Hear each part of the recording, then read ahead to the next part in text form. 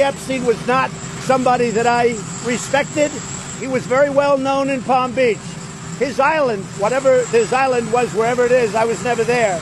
Now, other people went to his island. I had a falling out with him a long time ago. I don't think I've spoken to him for 15 years. The great James Patterson, who's a member of Mar-a-Lago, made a statement yesterday that many years ago I threw him out. Our next guest is best-selling author and novelist James Patterson. In 2016, he wrote about Jeffrey Epstein in his book Filthy Rich. President Trump had some sort of falling out with Epstein. We do know that he did kick him out of Mar-a-Lago. There are two incidents there. One was apparently there was a member and Epstein was inappropriate with the member's daughter.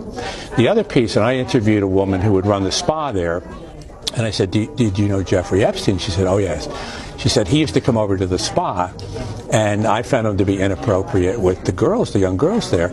And she said, I went to Mr. Trump, and he threw him right out. So it's your understanding, then, that President Trump didn't know what Jeffrey Epstein was up to? That is correct. Mr. Bradley Edwards, attorney who's represented many of the victims of Jeffrey Epstein. The only thing that I can say about President Trump is that he is the only person who, in 2009, when I served a lot of subpoenas on a lot of people, or at least gave notice to some pretty connected people that I wanted to talk to them, he is the only person who picked up the phone and said, let's just talk, I'll give you as much time as you want, I'll tell you what you need to know, and was very helpful in the information that he gave, and gave no indication whatsoever that he was involved in anything untoward whatsoever, but had good information that checked out and that helped us, and that we didn't have to take a deposition of him. That was in 2009? That was in 2009.